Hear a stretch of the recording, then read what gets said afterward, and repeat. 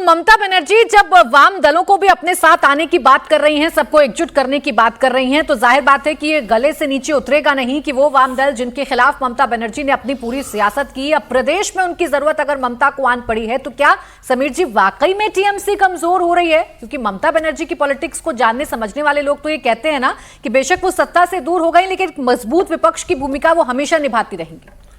देखिए, ममता बनर्जी बंगाल में सिर्फ कमजोरी नहीं हुई, ममता बनर्जी को टूट का डर भी सता रहा है। 80 विधायक ममता बनर्जी के साथ है और ममता बनर्जी को लग रहा है कि जिस तरीके से मैं चुनाव हो रही है और भारतीय जनता पार्टी के साथ लोगों का समर्थन मिला है, कहीं ऐसा ना हो कि लोकसभा के मेरे 29 सांसदों में से कुछ सांसद चले जाए, राज्यसभा के मेरे जो 13 सांसद है उसमें से कोई सांसद बीजेपी के साथ चला जाए। तो ममता बनर्जी को डर है और ये भी डर है कि कहीं कि कुछ विधायक मेरे साथ छोड़कर चला जाए। अब ममता बनर्जी को लगता है, जो चुनाव हारने के बाद उन्होंने कहा था कि अब मैं फ्री बर्ड हूं, अब मैं दिल्ली में भारतीय जनता पार्टी को घेरने का काम करूंगी, इंडिया गठबंधन को मजबूत करने का काम करूंगी। अखिलेश यादव उनसे मिलकर चले गए।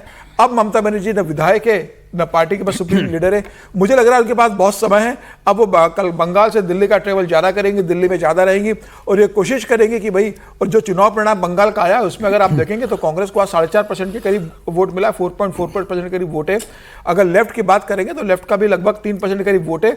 दोनों का वोट बैंक अगर मिला ले तो 7-7.5% का वोट बैंक बंगाल के अंदर होता है। ममता बनर्जी को लग रहा है कि भाई लोकसभा विधानसभा चुनाव तो मैं हार गई हूं, लेकिन 2 साल के बाद लोकसभा चुनाव होने वाले 2029 के अंदर, और ममता बनर्जी अगर लोकसभा में हार जाती है, भारतीय जनता पार्टी अगर वहां पर बेहतर प्रदर्शन करती है, जो ममता बनर्जी की अभी 29 सीटें अगर वो भारतीय जनता पार्टी लोकसभा में जीत जाती है 29-30, तो ममता बनर्जी के लिए बहुत बड़ी चुनौती होगी।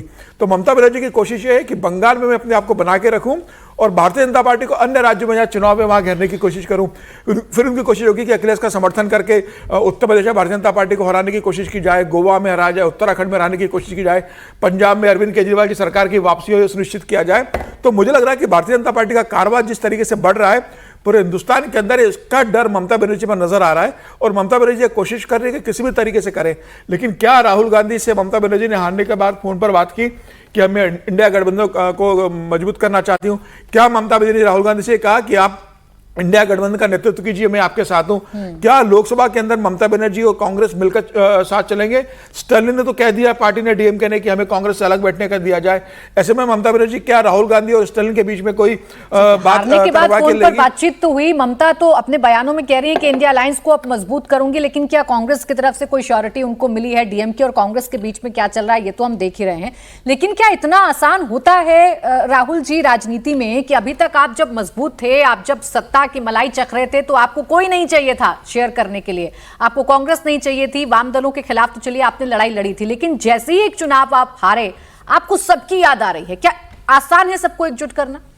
देखिए, इतना आसान अभी तो खैर बहुत लंबा समय है जब जो ममता बनर्जी को खुद भी सोचना पड़ेगा कि क्या कारण रहे, क्यों हारी हैं वो, जनता ने क्यों उनको रिजेक्ट किया है, सारे बातें हैं।